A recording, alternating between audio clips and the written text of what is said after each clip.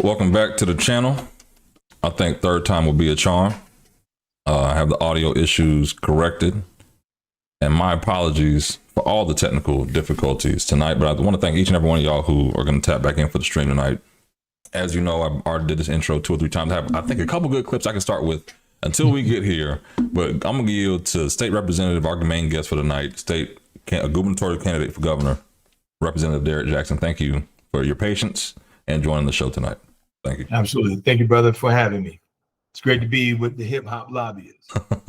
And as you were saying, if you can't keep it real, I'll be a straight shooter on my platform, then you can't be a straight shooter at all. So that's it. No suits, no scripts. Let's just get into it. Tell me more about yourself and your service to the state of Georgia. Yeah. So again, thank you for having me. My entire life, I started off being raised by a single mother. I'm her only son, and I have 3 younger sisters. My mother left Georgia in 1959, 1960 time frame, went up to New York, and that's where I was born.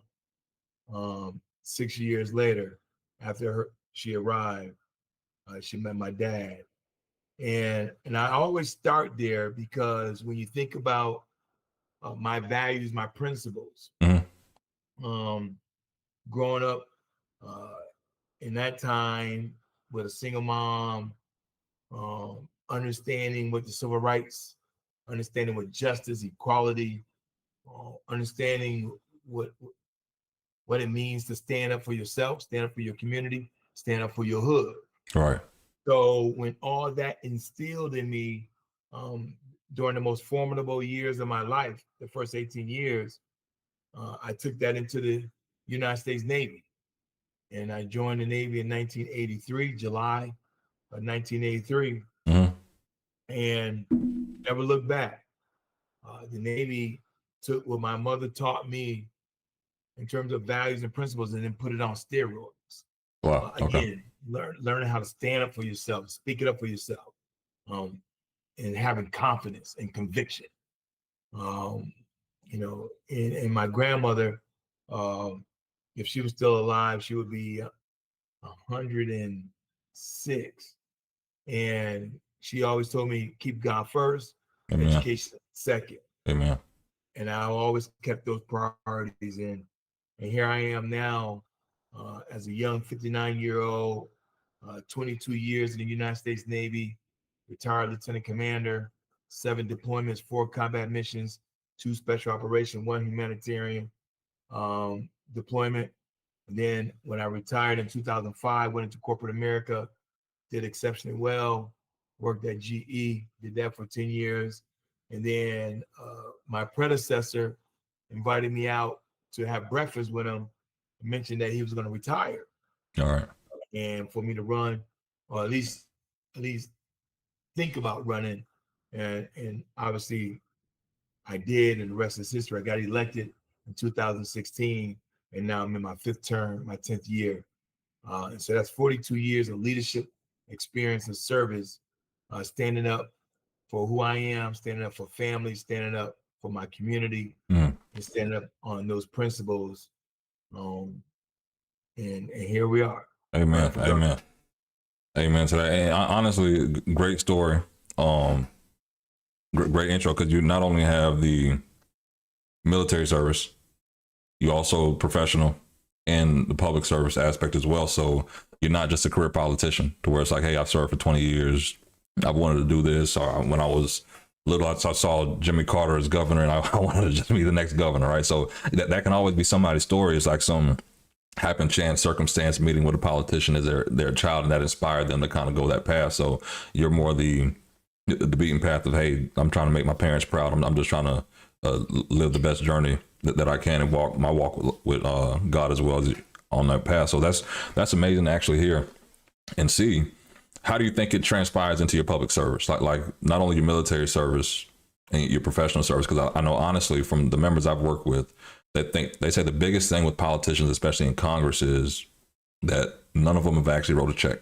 None of them have been executives in any level in some aspect. Some are either super millionaires, family legacy or whatever. But when it comes to black politicians, it's not really even that family lineage. Sometimes it's just a fact of, hey, a popularity contest. So how does your background and upbringing help prepare you for your public service? What anything? Yeah, it's an excellent question, right? I think when you think about the role of a governor, there are two main roles. The governor is the chief executive officer of the state and the commander in chief. And so when you look at my 42 years of experience, I am more than qualified to be the chief executive officer. Obviously, working in corporate America fulfills that requirement. But then there's that commander in chief. Okay. Serving 22 years, had honorable service. And we often do not think about that particular aspect of the governor, but we all know in this day and time we have to, because we see the federal government overreaching, federal government using brave men and women to do things in states, I would say in the most unconstitutional way. And so what better governor to stand up for it to a federal government that said, nah, you can't just send your National Guard into my state. You can't just send ICE into my state. Okay. Because I know how to exercise the 10th Amendment. And so that's the reason why I truly believe, and again, I'm not tooting my own horn, but I will. No other candidate out of the 11 of us, 11 who are running to become the 84th governor in Georgia, have my qualification to be able to, on day one, stand up for all communities across Georgia, urban, suburban, and rural, black and white, and everything in between. With my kind of resume, we need that kind of governor right now here in Georgia. Well, here's what I can say, and it was kind of without the technical difficulties, it would have been the passion that would have rolled into this, right? How does that get crossover voters? Like, honestly, if you have a set of Trump voters in Georgia who are looking at the fact of them supporting what ICE and the National Guard is doing, how do you now, as a candidate, win them over to say, you know what, hey, I want to bring more jobs back. I want to make sure that we can get there. And we're getting some questions in the chat we'll get to. King of Alaska, I appreciate that. He asked for what are the plan to bring jobs. I mean, but as governor, I think we can get there. But when it talks about what people are voting for, right? We saw last election, Democrats pushed a candidate on someone that people respected, but they didn't want to put in that position, right? Or they didn't respect at all and thought they were a DEI candidate. So when you have that DEI, immigration, and now you're saying as a candidate, like, hey, I'm not going to have the overreach. I'm going to use the 10th Amendment. How are you going to win Republicans over with that? Just overall, just asking. Yeah, no, listen, I think that's a fair question. And first thing first, I want to invite your listening audience to go to voteDerrickJackson.org. That's voteDerrickJackson.org. And you'll see I got 8 pillars. And when you examine who I am, understand my background, I know without a shadow of doubt, I'm not going to get all Republicans to vote for me. Okay. I already know that, right? I think what often happens is that we get these elected officials to speak to everyone but us. Okay. Every year, every election cycle, the reason why we often state that messaging has failed because the messaging is not speaking to us. I'm turning that apex on its head and saying, I'm going to speak to those who want to have an honest day of salary and wages. So I'm the only candidate, for example, here in Georgia, our minimum wage is $5.15. Okay. $5.15. Nothing is affordable when you're earning $5.15. That's real. And so I introduced a bill, right? See, because this, I didn't just wake up to it. To your earlier point, I didn't just wake up and say I want to run for governor. No, the 10 years I've been a state legislator, I've been talking about increasing the minimum wage. So I have a bill, House Bill 600, Republicans refuse to have any kind of movement on my bill. But my bill articulates this. The first year, you go from $5.15 to $15 minimum wage. Mm. The second year, you go to $20. Mm. And then the third year, $27, a more livable wage. Okay. So anytime you go from $5 to $27, guess what just took place? The 2.1 million Georgians who are living below the poverty level can now breathe. Right. They don't have to live paycheck to paycheck. I get They that. now can live in a more decent area if they so choose. Because my goal is to give the citizens the resources and then empower them to make their own decisions how they want their quality of life to be. But I have to be the governor to create that environment and then empower them and then step out of the way. Now let me ask you there, Rep. Do you think that would scare some businesses away from Georgia? Now you talking about the retail company. I know that Georgia's been big, Tyler Perry Studios and the movie industry and those different things. Do you think some restaurants would be like, listen, or not restaurants, or Macy's, like retail shops would say, you know what, hey, I'm not going to pay you $25 to sit at the register. AI can do that. I can get an AI bot. Think about this. This is really happening, right? I can go get an AI machine to do your whole job. Why am I going to pay you $5, $15, $20, $25 an hour? See, so that's a fair question, right? I appreciate it. Mm-hmm. But in the last 4 months of this new administration, 8 months, in 4 months, 318,000 Black women lost their job. Facts. 250,000 brothers lost their job. So nearly 600,000 Black men and women lost their job simply because they're talking about DEI, right? When is diversity a bad thing? When is equity a bad thing? When is inclusion a bad thing? And so they've used DEI as their ability to basically place nearly 600,000 Black men and women unemployed. That's real. And we're not even talking about minimum wage. We're not even talking about salary. We're not even talking about quality of life. We're not even talking about healthcare, public education. They simply going to do the things that they want to do anyway. So I'm saying for any corporation that wants to come to Georgia, this is what it's going to be. I can recall as a little boy, talk to my me. mother as a nurse was making 75 cents an hour.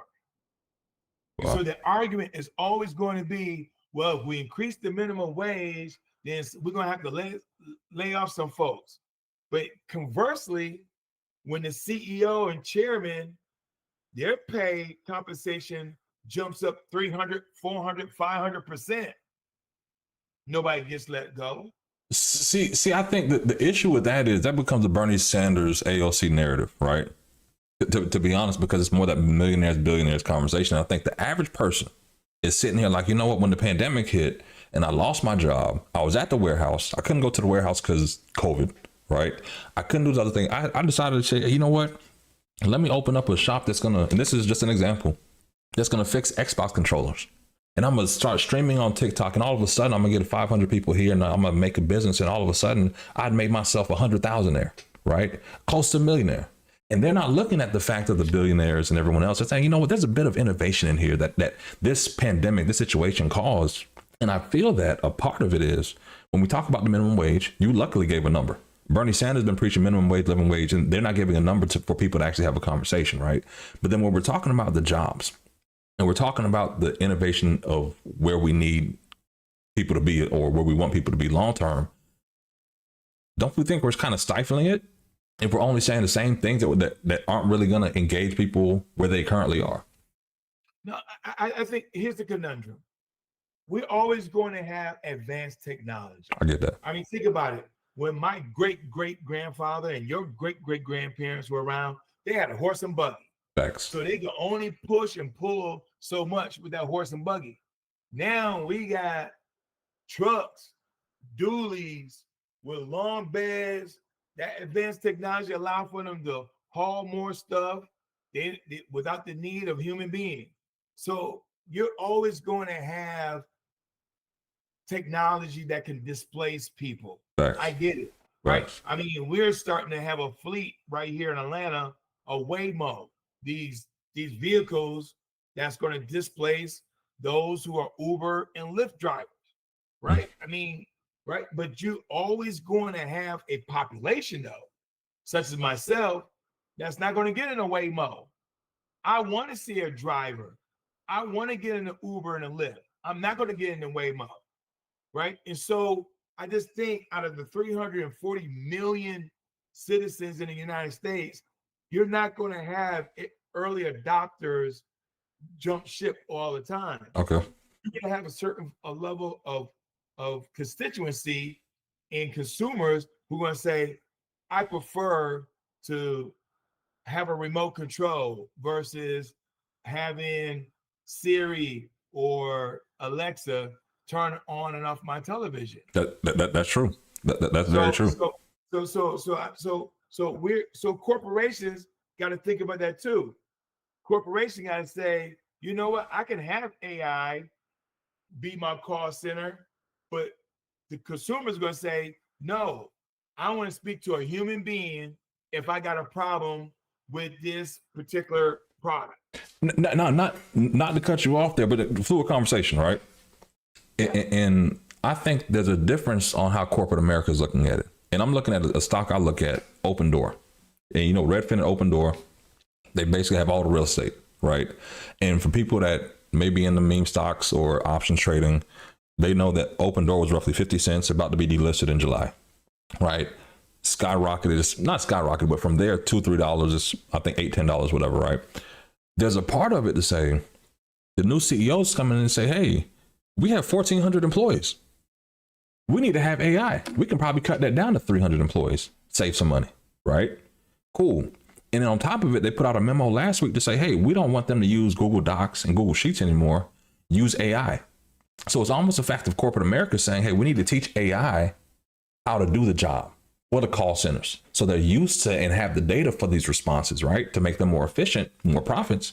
But at the same time, I think that dovetails into Black women being unemployed, Black men being unemployed, people losing their jobs collectively around AI. Because even in the film industry is huge in Georgia, in the South. AI being used for voice mods or even people in movies. So you have the Screenwriters Guild and all those other folks saying, listen, you shouldn't be able to put my intellectual property, what God's given me is a power to write a script and feed it to AI, and AI is giving you a whole script for a movie to where I'm worthless now. So even my product would never be able to match up to technology. So now we're at a point of iRobot. So how do we collectively say, oh, you know what, cool. How do we have AI help our businesses, help it with our governance, but have some kind of AI governance to make sure that people won't get displaced and the people who are displaced, that we have a plan for them. That's true. But so let me take your example and then add a little bit more spice to it. Okay. When Apple, the late Steve Jobs, started to introduce these devices, right? Mm-hmm. He had the iPhone already out in the marketplace. But then about 5 or 6 years later, he introduced, I was looking for my iPad. He introduced the iPad. Right. And everybody says, Steve Jobs, we don't want no oversized iPhone, and we don't want to displace our laptop. Steve Jobs said, but there's still a market for this thing called an iPad. He rolled it out in that September 2006, 7, something like that. And he sold 15 million. Mm. Do we still have laptops? Yes. Yes, I'll get you. Do we still have iPhones? Yes. Do we still have e-readers? Yes. So my point is, which is to your point, how do we leverage AI, for example? Not every law firm is going to displace their paralegal and institute AI. Right. Some of them going to say, I still need my paralegal to do A, B, and C. My point is, how do we leverage advanced technology, still incorporate it into our professional daily lives, etc., How do we monetize it? Hmm. Yeah, I think you also, I want to again add a little nuance to your point. This also provides not just for major corporations, but those entrepreneurs, which is the reason why I got an entrepreneur incubator program when I become governor. And that is take these 700,000 small businesses in Georgia and create this entrepreneur incubator program where I would give you $50,000 grant, not a loan, a $50,000 grant to improve your business, either marketing, advanced technology, hiring more staffs, whatever the industry, whatever your vision is, right? I just empowered that entrepreneur $50,000 to be able to do whatever they think they need to expand upon their vision and carve out their niche. Should I do that? Because every major business that started off small, the government helped create and made them bigger. I'm gonna give you Tesla as an example. Elon Musk, before he even went public, the federal government gave Elon Musk nearly $400 million. 400 million. I mean, it's facts. It's Okay? facts that's out there. He has government contracts. That's right. And so here we are a decade later. Tesla is part of our society. It didn't displace gas vehicles. Folks still got gas vehicles. We were on this push to make a more cleaner, fresh breathing society. They put all their chips in Elon Musk and Tesla, made him the world's richest man, right? So government plays a role in identifying where they want to go, which entrepreneurs and small businesses that they want to grow. And this is what we do all the time. I get that. We call it incentives, you call it, loans, you call it grants, call it PPP, whatever it is, federal government, right, is playing a role in creating entrepreneurs, millionaires, and billionaires. So I'm just saying, let's start that same process. I'm not creating something new that hasn't been done over the decade. All I'm saying is, let's do that in our community because no one has a monopoly on great ideas. It's just that we keep getting left behind. All right. And so one of the things I learned in the Navy, we don't leave anybody behind. The reason why we're so upset in terms of the Black and brown community is because we keep being asked, give us your vote, get us in the office, and then we don't speak to you for another 4 years. That's not my process. That's not how I'm approaching this. I'm saying I'm listening to our communities, and I'm listening to the communities that have been ignored the most. I get that. What happens to be our community that's been ignored the most. And I can't. I didn't want to shift there this early, but I get it. And I'm not gonna act like I don't see it, but at least being fair to the audience, just conversations like, what, we know that we're displaced, right? We know the underserved populations, and to the audience, me and Rep Jackson met early July. We talked about having this conversation, and do some things to finally getting the show back together. But we discussed this in particular because there doesn't seem to actually be a solution with Black elected officials. And I'm saying it from an aspect of, and I know, from you being an elected official, me being a lobbyist in Florida, that outside of Black Caucus Week, like they just went to DC, there's not a lot of involvement on issues. So even us having this conversation is almost beating a dead horse because this conversation happens everywhere.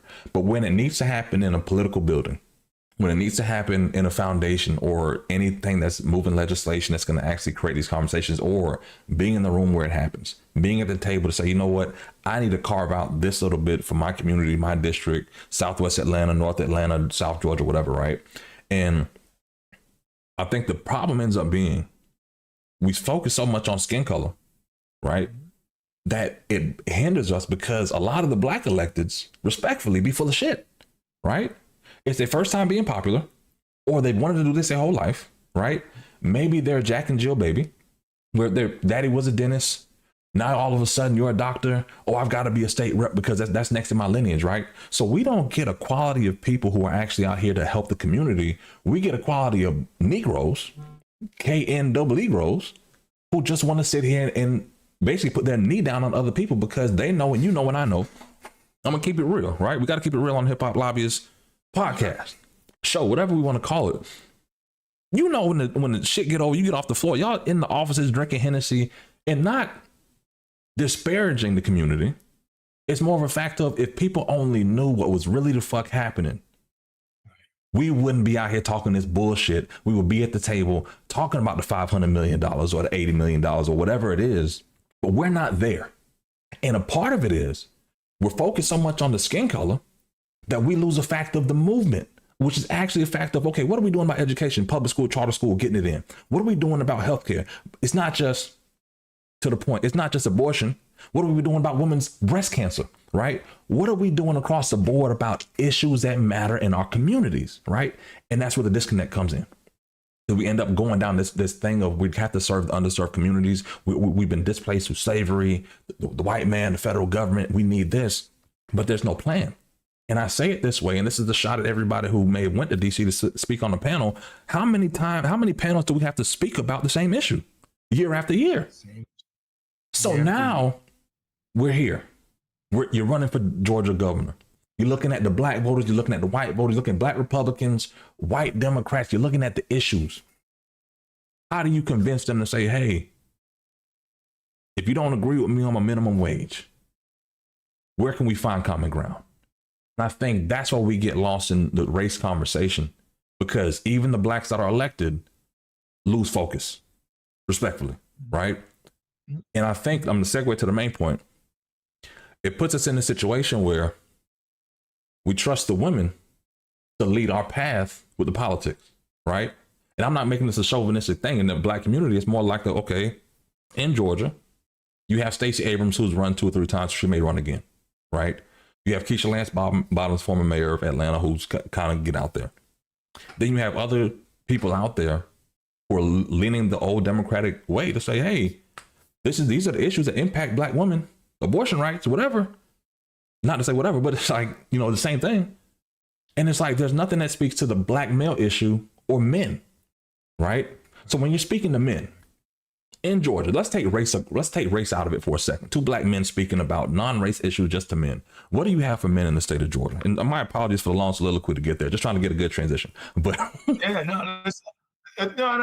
listen, bro, Phil, as you stated, you and I talked about this in July. My very first policy for brothers, those who look like you and I mean, it may sound cheesy, but let me lean into the camera. We need to have a policy to keep brothers alive. Why is it that we just had 2 brothers hung, lynched at Delta University? One was at Delta University. I forget where the other one was. The other one was a white homeless man in Vicksburg. Okay, well, when you look at his picture, it looked like he either had a good tan or something. Yeah. We addressed that one, but I just wanted to clarify that one. I got you. All right, but be that what it may, you had 2 individuals lynched, and it was in a news cycle for 24 hours. And that was it. During a week before that, an individual was killed in Utah, and we're still hearing about it. Well, I think it's. So follow me for a second. Okay, I got you. My point is, there's got to be a level where they see black men and black boys as human. Okay. If we can't start there, then I can't see them as executives. I can't see them as entrepreneurs. I can't see them as anything else. I can't see them as husbands, fathers, sons, uncles. right? Our society has created this image to where when it comes to folks that look like us, Oh yeah, right, I get what that you our want. lives are insignificant. You gotta start. You gotta start there. So I want to remove all those things that threatens our life. We want to live O2. That's first. I get And that. I'm just keeping it real, right? Because I can recall my mother, who was a nurse for nearly 4 decades, and you know the Howard stories when she was about to retire. It seemed like it was like every week, right? I mean, just think about the last 5 years, from George Floyd to Eric Gardner. I mean, it would seem like it was like a sport in killing us. We have families, we have children.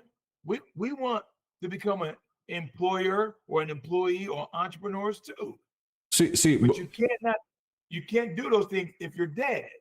true, true. And so what do we got to do to change that environment? Justice, equality, and humanity. See, That means and I get that. I get wholeheartedly where we're at, like the humanity part of where we are, right?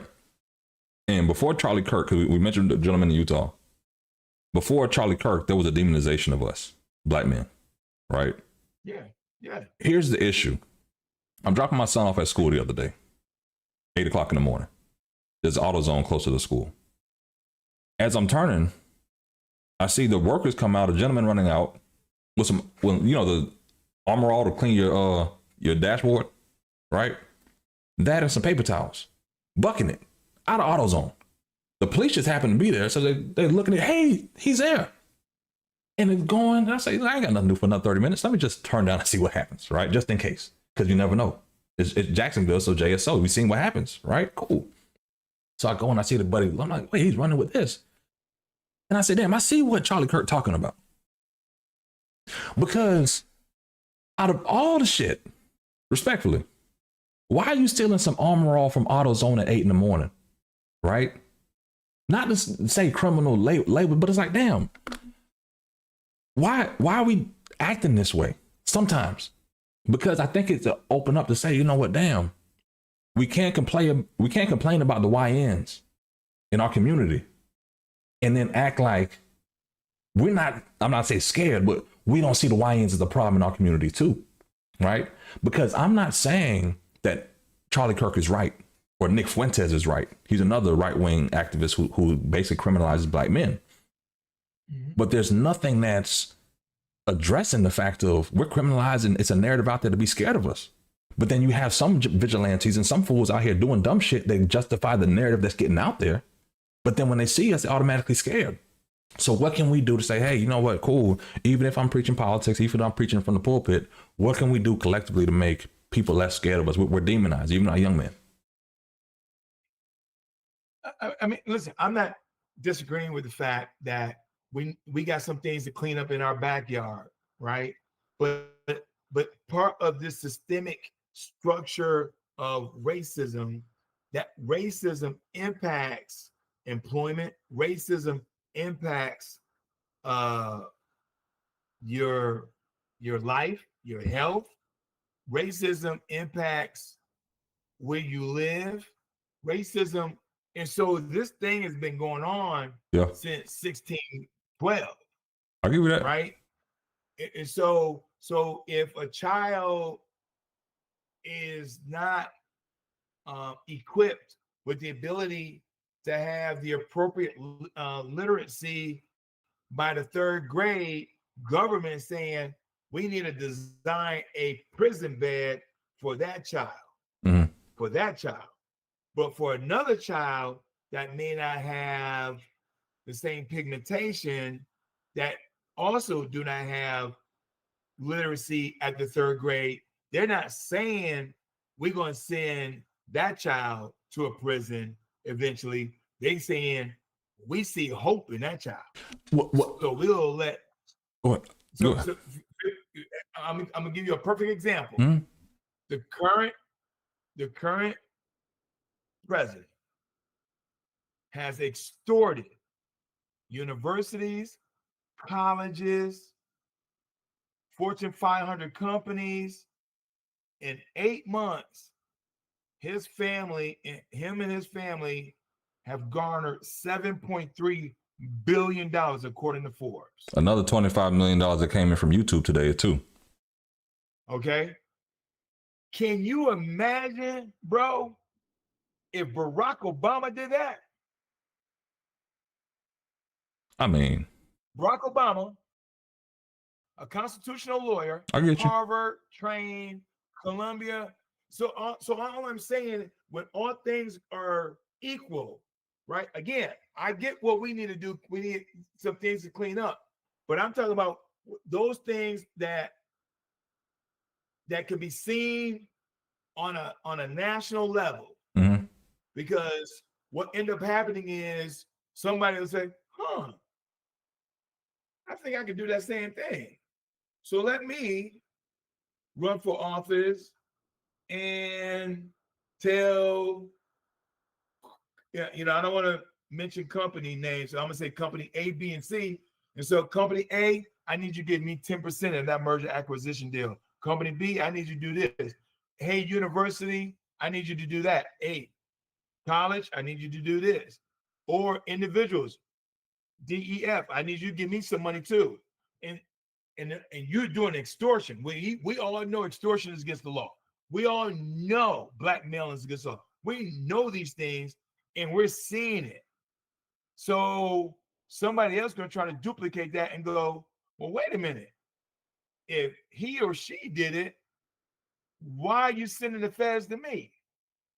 So all I'm saying is, I'm not justifying criminal activity. Yeah. I'm just saying, when you have a systemic structural system that's been around for 400 years that specifically deals with justice with one category of people in a certain way, and then deal with another category of people in a different kind of way, the outcome is going to be different. So you're always going to have group A and group B having a problem. So how do you fix? How do we fix that as governor? Right now, again, real quick. You won't. Go ahead. Yeah. You won't fix it overnight, right? Something that's been around for 400 years, you ain't gonna fix it overnight. But what you can do is start with changing some of these laws. There's no reason why we cannot decriminalize marijuana. There's no reason why someone that looks like you and I in jail right now, 15, 20 years for marijuana, but then someone else who was handling cocaine was sent to a resort. They've been rehabilitated after 45, 60 days. Then they get a movie deal, and now they're worth $100 million. I mean, that's facts. That's facts. But here's something that I think helps and hurts the conversation, right? I think, now I'm not anti. I'm just trying to be fair for the conversation. Let's be fair and balanced for being real, right? Yep. I don't feel that we can always go back 400 years to slavery, right? And looking at government construct, because this is why I'm saying it this way. Even as governor, you don't have any legislative power, right? As a legislator, you're one of many in a body. So you need the whole body to agree, right? So really, from an aspect of uncrippling everything from 400 years, Jim Crow, Reconstruction, it's hard to do that in one cycle. It's a generational move to undo all this, right? So to be fair, I think that when you're looking at that construct and say, okay, cool, we're criminalized, right?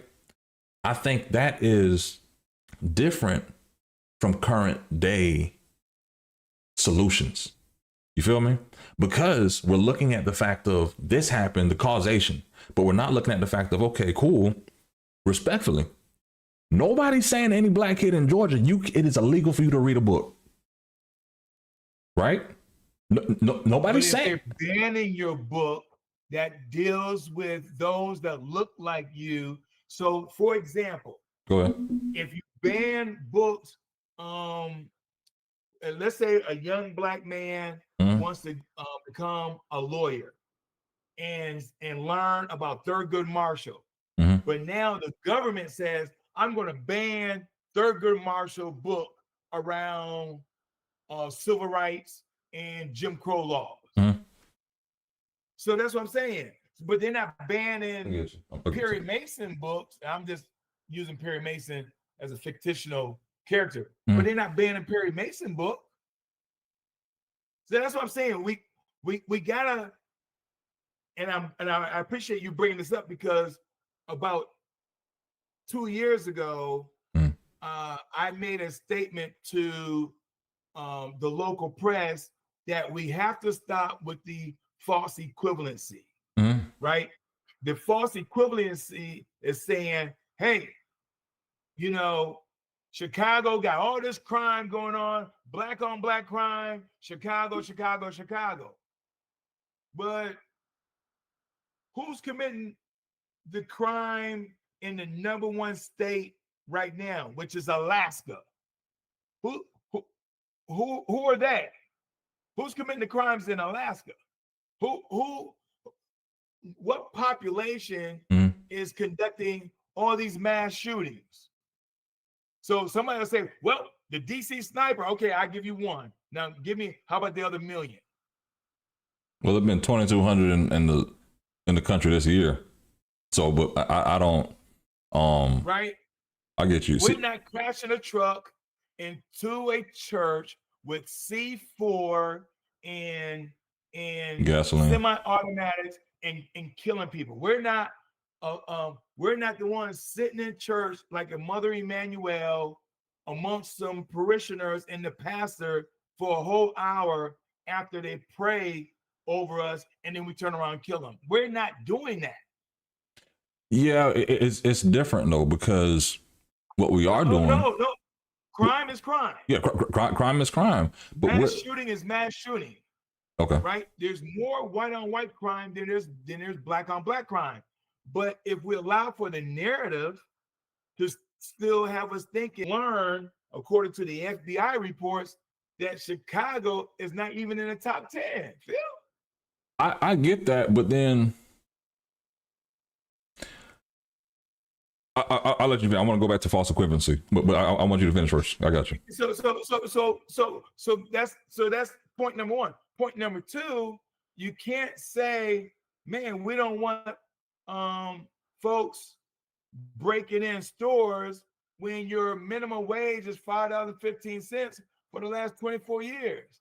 When meanwhile they see everybody else making, all the haves making all this money. I think that goes to. I think that goes to, like, if you see that on social media now, it's like, this is my thought, and it's a couple things. Let me get this out real quick. I don't agree with, if I'm making $5.15, I should go bust in somebody's store and steal some shit. I made $5.15 in Winn-Dixie, but I mean, just to put it out there. I get you. Trust me. Go ahead, Rep. Just because you are a rep. I don't want to get out there. No, I'm not saying that's the impetus of it. I'm saying, do we not all want to have a desired life, or whatever that shape is, and have access to it? See, and that's the thing. To me, almost a false equivalency there too as well. Just to I like the way you put that together, right? Because it's like, okay, if you're making $5.15, I don't want to make that. There's a young lady in my neighborhood who said, you know what? I will make little lily dillies or little cups and make my own little business and make a lemon stand, right? So the lemonade stand is different from the $5.15 an hour, right? It's the mindset of the child of the person. But then also going back to reading, I get the part of Chicago and the crime stats, right? I brought it up here on the other day. So, you know what? I think it's the narrative of overpopulation, because percentage 13%, we are a certain amount of percent, 30-40% of the federal population, or jail population. Cool. But when we look at DUI arrests, Caucasians are 80% of all DUI arrests in America. 75% of all juvenile arrests are Caucasian young males, right? Or young folks. 70% of arsons, financial crimes, the rest of them. They're not gang shootings, right? They're not muggings. But should you be scared of the black man walking down the street in the middle of the night, or the Caucasian man who just left happy hour, right? It gives you something to think about when you think about DUIs and what could impact a quality of life there. But to the main point, false equivalency, you're just going back here. I think that when we're banning books, like the Thurgood Marshall piece, I think is a great example. The issue I have is you can ban the books all day. These niggas ain't reading. See, I think the issue, I had this conversation with my father-in-law. When they were talking about the church taking African-American history and teaching African-American kids more. I said, you know what, that's great, but guess what? What about all these third grade reading levels that y'all known about for 20 plus years, right? The black church has known about that for 20 plus years. The black community has known about that for 20 plus years. The school to prison pipeline ain't nothing new, right? So when we've known about this issue, now all of a sudden we mad that they're banning books. Oh, when was the last time you took your child to the library? Right? If you were taking your child to the library, you know what the government wouldn't be doing? Let me ask you, Rep, how many years have y'all defunded libraries or cut the funding for libraries in Georgia? Oh shoot, they've been doing that a good 15 years. So if we've been taking our kids to the library to read, do you think they'll still be defunding? Only in our community. You go to Alpharetta, man, that thing looks like a college. Yeah, but are we taking our kids to go read? But not in College Park. But are we taking our kids to go read is the question. If we have it in our community, yes. Okay. My issue is that's my point. If you look at the 537 cities in Georgia, all 537 cities. Now I'm just going to carve out the urban area, not the suburban and the rural for a second, because rural is even more devastating. Okay. The black population cities in rural Georgia, they lack so much resources. Heck, some of them, bro, they still got dirt roads. I believe it. Dirt roads. Some of them don't even have broadband, internet. And I'm not talking about 100 years ago. I'm talking about when we had to shut things down and told everybody shelter in place during COVID 5 years ago. So the children in Atlanta, shoot, man, they went home. They got laptops. They were still being educated, but not the kids in rural Georgia. I get that. There was no internet. They have no laptop. I get that. So to tell a child that's been displaced that you no longer can go to school for right now for the next 2 or 3 months while we figure out this deadly COVID, the children in Atlanta, shoot, man, didn't skip a beat. Right? They got Zoom and everything. Yeah. Broadband, right? But there's 4 million people that living in rural Georgia. Their experience was completely different. Hospitals are closing in rural Georgia. 12 of them, to be exact. You know where most deaths are in Georgia right now? Rural Georgia? Take a guess. Rural Georgia. Wow. 20 years ago, 12 counties, 12 out of 159 counties have more deaths than births. 12. Today is 94 counties having more deaths than births. So when somebody says in rural Georgia, excuse me, what about us? Y'all keep asking, y'all, we only see you every 4 years for a vote. You only speak to us every 4 years. My hospitals are closing. I got dirt roads. I'm losing my farm. So that's why I'm saying the equivalency, bro, is not the same. Okay. If it was 1-to-1 ratio, absolutely, I would support your argument. But the challenge is that those who've been left behind for 400 years, all they keep seeing is the Gulf. It started off as a little pond, then it ended up to be a lake, then it ended up becoming an ocean. And so that precipitates from generation to generation. Listen, if my mother did not have the education attainment, let's say my mother had a 3rd grade education. What kind of education you think me and my sister's gonna have? I get you. Mother had 3rd grade education. Amen. Let's go. Right? That's real. So all I'm saying is what separates me from all the other candidates, 1, I'm speaking with authenticity. 2, I'm showing up in those places where citizens have been left behind. families devastated. And we don't have to go far. We go 2 hours away from Atlanta, and you think you're in a third world country in certain parts. I get that. The back roads of Georgia scary. They have no lights, bruh. Yeah. If you catch a flat tire at midnight, there's no service station. Yeah, that's scary, especially in the back roads of Georgia, especially being a black man in Georgia, knowing the history of Georgia. But you know what, Rep, how much more time do you have? I know we started late. I don't want to hold you too much longer. Oh, no, shoot, man. We can do 30 more minutes. I'm good. All right, the chat, we're going to go to 11 real quick. If it's your first time here, I am the hip hop lobbyist, professional lobbyist in the state of Florida. And I have, I'll say, my good friend, State Representative Derrick Jackson, a candidate for governor in Georgia. Now, you know, and I know, Georgia's a red state, but the state map has actually made it more competitively for Democrats. And collectively, I don't think, like I said earlier, when we had some technical difficulties, I don't think Democrats have a message on the national level. So that's why I said, you know what, let me bring a candidate on, a state representative on, elected official on, to talk about the issues, to basically say, okay, one, let's learn more about the candidate, and two, let's talk about some of the issues. And we haven't got to his entire platform, but I do think that it at least has opened up some conversations and some questions in the chat as well. But honestly, looking at 11, just back to the race real quick, 11 competitors. Is that just in the Democratic primary? Woo, 7 Democrats, 4 Republicans. Okay, seven Democrats, 4 Republicans. I would say, what separates you from the 7? I know we said it earlier, but just if there's another refresher that you want to just, for the audience here, we've had over 26,000 people tap in today, over 183 to here right now. I want to thank each and every one of y'all for tapping in. But overall, if you could just refresh, like, why are you the best candidate to be the next governor of Georgia, Democrat or Republican?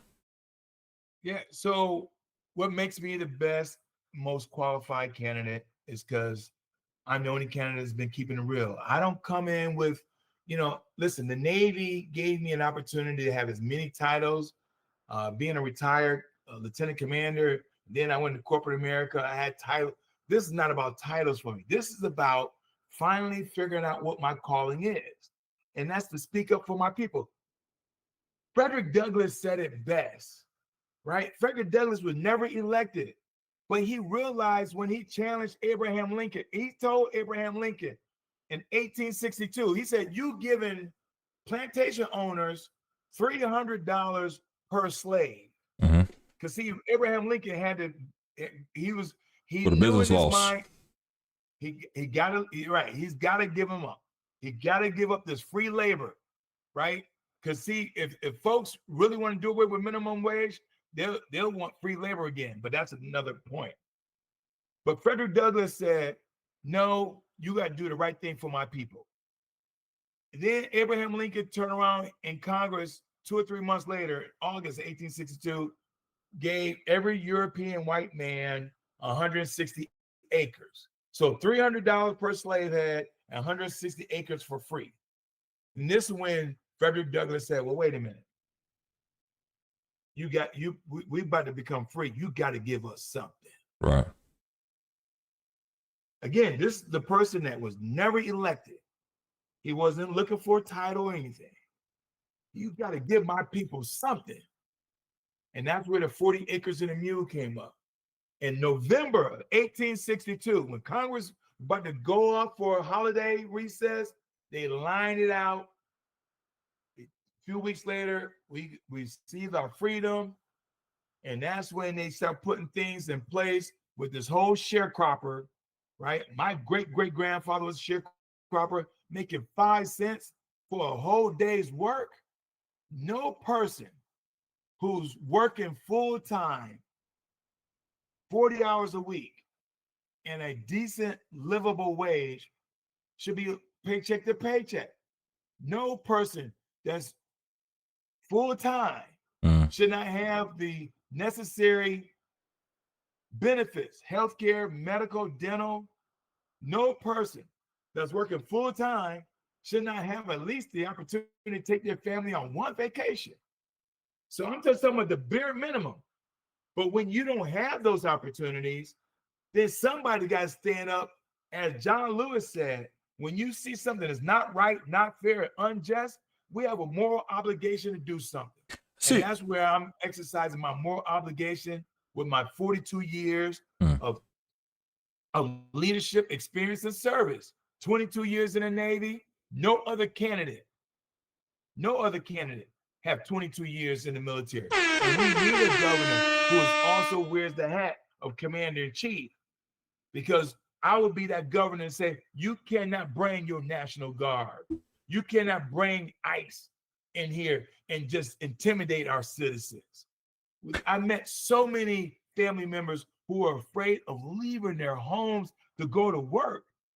This one mother with a 10-year-old, 12-year-old, 14-year-old, she said, our democracy is already gone.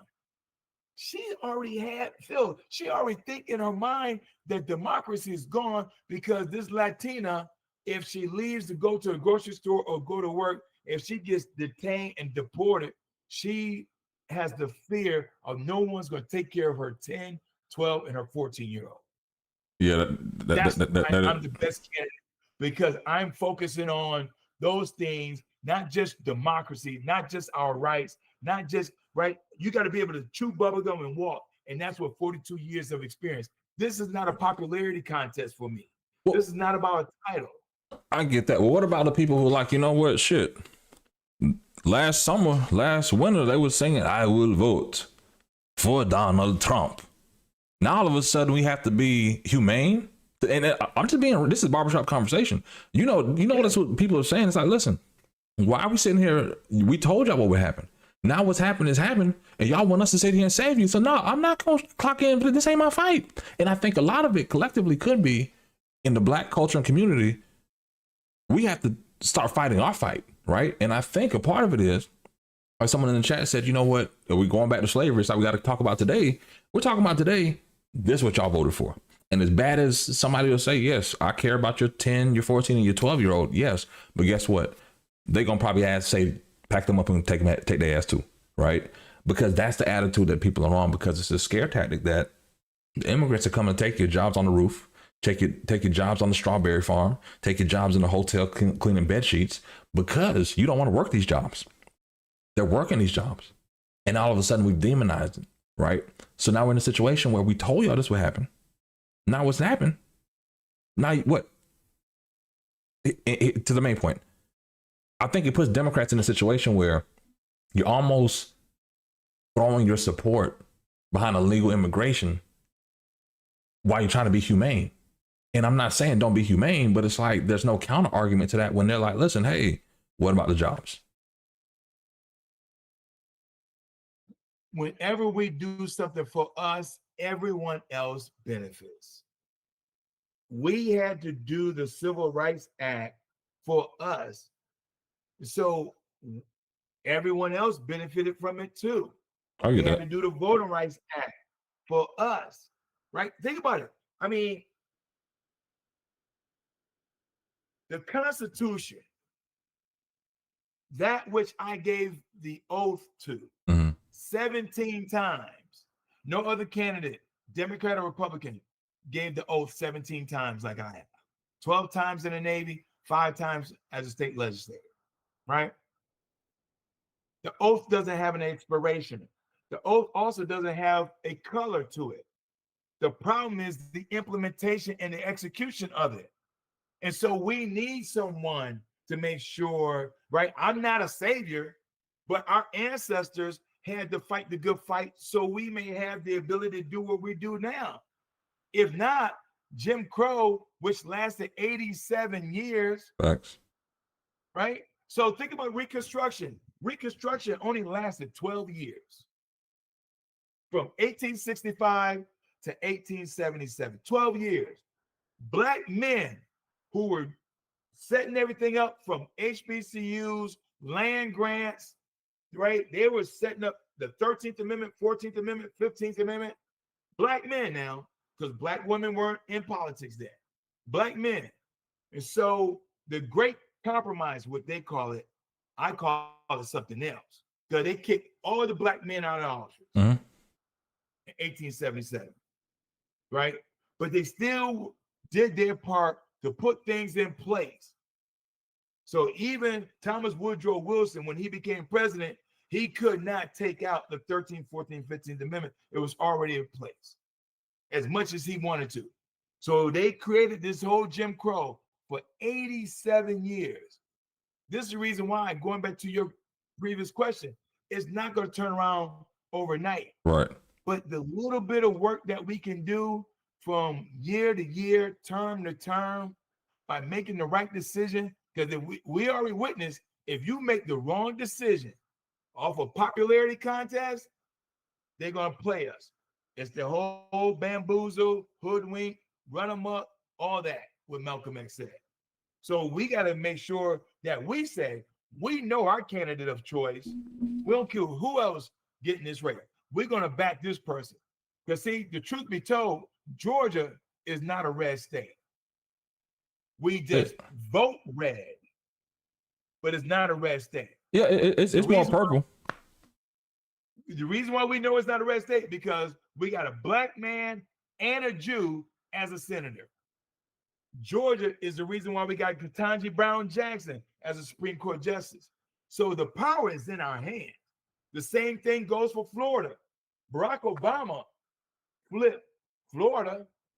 So when people start this, they try to put this psychological game on us for saying, oh, that's a red state, that's a blue state. No, it's just how they vote. But the people didn't move, right? We ain't all pack our bags after Barack Obama, left office. No, the people that voted blue and made Florida blue when Barack won Florida, those folks are still there. Well, not necessarily. Some of them actually moved to Georgia. I will say from our cost of living, here, okay, for some people they've moved to Georgia. I think there's a strong Palm Beach contingent, South Florida contingent that's in the Atlanta area as well. Absolutely, yeah. Listen, absolutely. So I think that's there. Something you said earlier, I wanted to go back to. I didn't take notes on it. I should have just. I wanted to talk about one of your greatest achievements as an elected. Well, no, sorry. No, sorry, I do remember. Excuse me there. You brought up the Reconstruction piece was only 12 years. Jim Crow was roughly 80, right? Between that time frame, there was no black members in the United States Congress, respectfully, right? But the first black member was from Illinois. Not Barack Obama, but first black senator was from Illinois. And when he was asked about the issues in the black community, and this goes earlier, he basically said, you know what? I'm not coming up here to worry about the Negro being able to sit in the Capitol to get a haircut. I'm not here for that. My people elected me in Illinois to represent their issues. And this is what I'm here for, right? So what ends up happening is, like we said earlier, bringing it full circle, right? We talk about these issues 400 years, not collectively, respectfully. You're not the first black man to ever serve in Georgia, period, right? You're not the first black man ever run for Georgia governor. We've seen Herschel Walker, he flamed out on it, right? We have Raphael Warnock, right? Cool. Collectively, Raphael Warnock not going to talk about reparations, right? Because he knows collectively, when you go to the tax base, where's that tax money going to come from? We can talk about the conversation all day. It's going to take more than a generation to uncouple this, right? But when it comes to it, trying to get the right question. Let me answer your question. Go ahead. Because I already know where you're going, bro. For your listening audience, anybody want to tell me the difference between reparations and tax cuts? Anybody in the chat know the difference between reparations and tax cuts? I can give my answer, but I'll wait on y'all. That's not moving on that government, while your listening audience coming up with the answer, let me just go ahead and get straight to the point. Nothing. Government takes in tax dollars and redistribute. So we just watched this big ugly bill. They did a $1.7 trillion tax cut. That $1.7 trillion tax cut is going to go to the top 1%. Anybody want to tell me the population of the top 1% in this country? Respectfully, I think that's all just a narrative too. At the same time, But what's the top 1% population? I don't know. Give me the demographics of the top. They're all Caucasian. So who's going to get the significant number of that $1.7 trillion?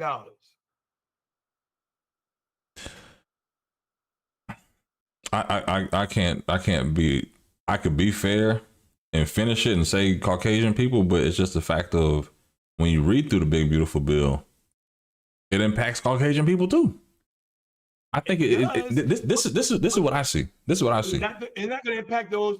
It's not going. The ones who are living in the trailer park are not going to get the advantage of that 1.7 trillion. Yeah. No. Billionaires are going to get the advantage of that 1.7 trillion dollars.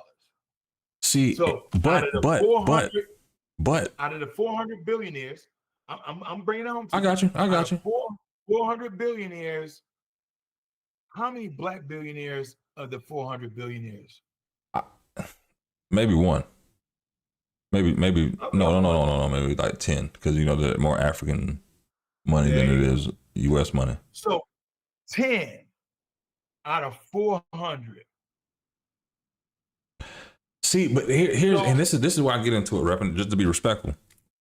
Yeah. I just buy that as a Democratic talking point. You know why? Because when you read through the big beautiful bill, and you see that there's a child tax credit, say, you know what, Derrick Jackson, my son, you may not know my son, but he's known as Big POTUS, right? Business is at a game, POTUS. We know what POTUS is. And the tax cut, the big beautiful bill says that if you want to write off maybe $12,000, you could invest in a scholarship in my son's education, right? If you say, you know what, cool, Phil, I got some money I want to invest in a new energy project that needs to get done by 2027. Shit, guess what? It's all in the big beautiful bill. There are parts of the bill itself that most people don't know, that we generalize as the billionaires and the millionaires and everything else. But when you go through it and you talk to people who actually have issues about it, they're like, you know what? Shit, yes. I may want to put my kid in private school or charter school. I want to know more about that program specifically. Yep. Yes, guess what? Even if you bought a Tesla, you're losing your $7,500 EV tax credit. It's a simple fact of, well, shit, you probably weren't paying into the gas tax, so you were tearing down the roads. The asphalt isn't good for the roads and the environment in the first place. So fuck you and your tax credit, because guess what? Y'all are only 5 to 10% of the entire vehicles in the entire damn market anyway. So F your tax credit, right? There are a part to where we demonize the bill without fully explaining the bill. And as an elected, and and I know, once those narratives get out there, those narratives are harder than the facts, right? So I think it's collectively, respectfully, the billionaires on the Democratic side versus the billionaires on the Republican side. And the billionaires on the Democratic side are mad, so they're trickling this narrative on down to be like, hey, yeah, this is the unjust part of it. And I know that because I have clients on the other side that are impacted by the shit. So that's how I know that the millionaires and billionaires, it's a fight that's outside of our control that we're having a conversation about. So that's why when it gets to, okay, movement of policy that impacts black culture and black people, we cannot lean it all and blame it all on Republicans when we have our own internal issues. We got to be real, right? But at the same time, we can't put our hope in black electors that are sorry. You know what they say about black electors? I'm going to say it to be honest, right? They say, I've heard some white lobbyists here through the grapevine come to me. Black electors are only good for eating pussy, sucking dick, and partying. The first two I'm not even gonna validate, but that last one's damn near true, right? I feel a part of the issue is, right? I really feel a part of the issue is the leaders are blind, right? Not you, but our leadership is blind because they know that if they can put this narrative out there and they can continue to blame it on the billionaires and the millionaires and everybody that has and have-nots, just like the Tyler Perry show, that'll continue to keep the people right where they are without actually being involved in the process. That's my personal opinion on it. Sorry for the soliloquy to get there. No. Listen, I appreciate that. The reason why folks are able to do exactly as you articulated, because they do not read the bill. I'm a nerd. You can tell behind me. I'm a PhD candidate. I love reading. I love researching. I love numbers. Right? I read the Project 2025. I read the Big Ugly Bill. I don't care if it's 2 pages or 944 pages. Right? I get you. Because as the employee, see, my constituents are the employer. I represent my constituency. And so when I go and defend and debate issues, rest assured, my employers know that their employee have synthesized and digested that bill. And so I'm able to come back and say, you know that $12,000 piece that you mentioned? Mm-hmm. How many friends and family members and colleagues you know who can just stroke a check for $12,000? Hey, not a lot. Not a lot. I'll wait. Yeah, not a lot, to be honest. And and that's nothing I don't ask either. Warren Buffett says, y'all giving me $40 million and I don't even want it. Warren Buffett, and I'm just using 1 billion. Warren Buffett said, why my secretary pay more taxes than me? See, because a billionaire can afford to get a tax attorney. Everybody else is going to tax, TurboTax. Yeah, TurboTax. And H&R Block. Yeah. Which they invested in to make money. They know exactly where the loopholes are, right? Some people may or may not can afford a CPA, but if you can afford a tax attorney to do your taxes, it's game over. Okay? Who's writing the laws and the bills? When they go to lobbyists, you know the lobbyist game better than me, right? The lobbyists act on behalf of their client. Yeah. So let's write this nuance in this bill. I don't care about the other 2 or 3 pages of the 900 pages. Just make sure you get this little piece in there for my client. I feel you. That's all you need. But I think, and this is the issue, right? This is why I have an issue with Jasmine Crockett. I love Jasmine Crockett, right? I love her content because I think a firebrand's needed. But it's like, we can talk about the issue, but teach the people how to make that change. Right? Because that's the most constructive part. You know, shall, must, and may are the most 3 powerful words in politics, right? Because it determines what shall happen with a law, what may happen, or what must happen with a law, right? So when you really break that down, it's like, okay, we have an issue, but here's a problem, right? Nobody in Kentucky is going to talk about the impact this will have on Mitch McConnell. Why don't you go shop this language? Because here's what I tell people. And you're an elected official. State elected officials. So you know this is a lot. If a lobbyist comes to you, if a constituent comes to you and says, hey, I have an environmental issue that I need to deal with, right? It's flooding in our backyard is because of this river. Cool. How is that different from a lobbyist telling you exactly the statute and the provision you need to change in law? Well, first off, the lobbyists have a lot of money and clout behind them, right? More than my constituent. My constituent may be one or a group of individuals who are simply saying, you know, Representative Jackson, we want a fresh air to breathe. Why do we got to put this plant over here? Right. Why we got to do this big box, this e-commerce or this data center, whatever the case may be? Well, they don't want me to tell them, hey, you form a lobbyist or form a PAC, because you have to have the necessary pieces in this chessboard to be able to effectively maneuver. It's more than just voting in your candidate of choice. Facts. It's more than just holding them accountable. It's understanding the totality. We grew up during the age of Schoolhouse Rock. Schoolhouse Rock, even on a Saturday morning eating my cereal out of my mother's big Tupperware bowl. I'm learning about the Constitution. I'm learning about the whole process. I'm going beyond just understanding the three branches of government. Fast forward today, that's not part of their curriculum. Today, we don't even talk about what is a governor, what's the governor's role and responsibilities. A lot of people don't know. A lot of folks do not know. Mm-hmm. So if you don't know something, it's hard to hold someone accountable. You just think, oh, it doesn't matter. It's the lesser of two evils, false equivalency. Well, I think I heard about this person. She might be okay. He might be all right. And not understanding the gravity of this power that they have when they get behind that curtain and click on that button.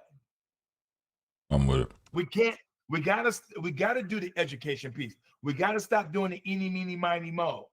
See, because the other side, what they do is they'll come up to somebody and say, hey, Phil, listen, I'm gonna give you $10,000. And I'm also gonna pay your qualifying fee. I just want you to put your name on the ballot. You don't have to campaign. I just need you to add yourself. So now you go from 2 candidates on the Democratic side to 7. Which is illegal. It happens. Right? So that's why I tell folks there's a difference between qualifying and being qualified.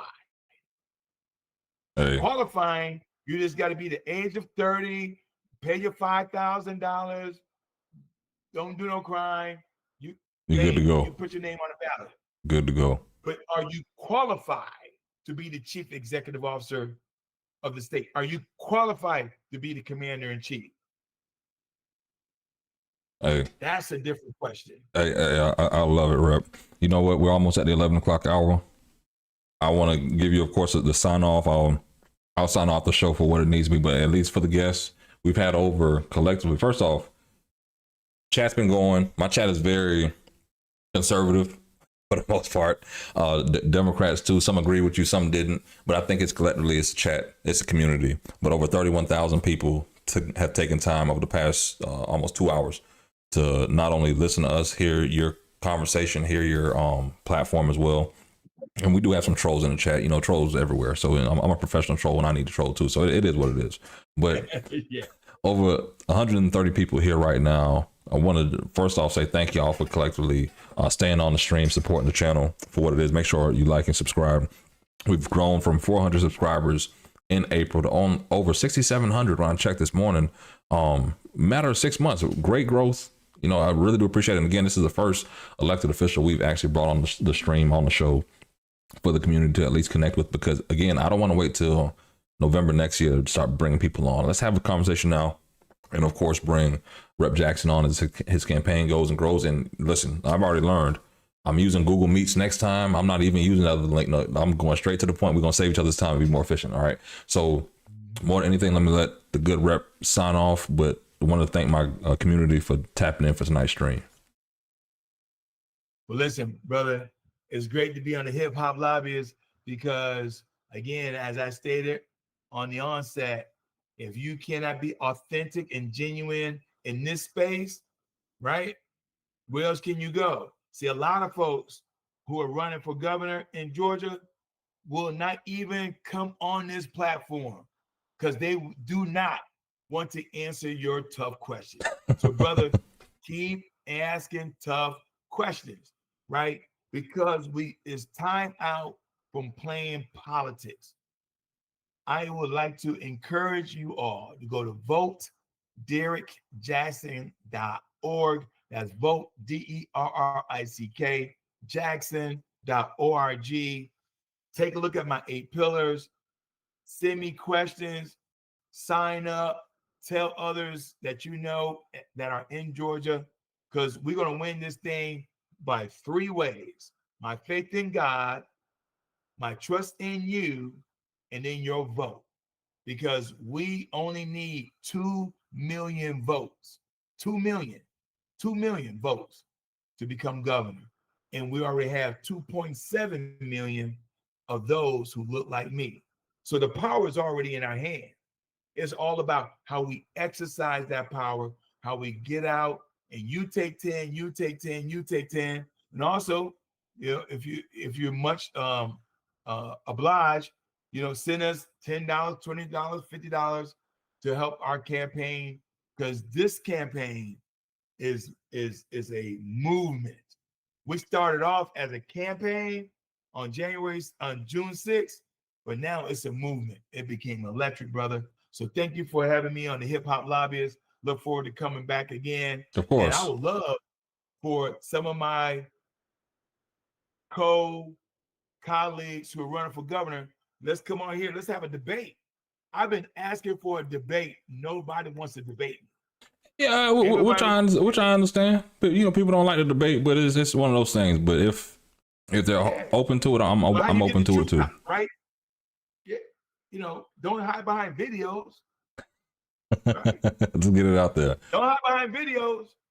Hey, they're counting on their name ID. That's real. That's real. Well, again, want to thank each and every one of y'all for tapping in the stream tonight. Again, if it's your first time here, make sure you like and subscribe. Please visit voteDerrickJackson.org. .org. Yeah, voteDerrickJackson.org. I did put it in the chat as well. Again, thank y'all for tapping in for the stream. I'm gonna end this one, but I will most likely go back in. I believe the U.S. Senate, they're debating the big beautiful bill, the continuing resolution to discuss the government. What I'm gonna do is take me a little eat break, water break, smoke break, and tap back in. But again, thank each and every one of y'all for tapping in for the stream.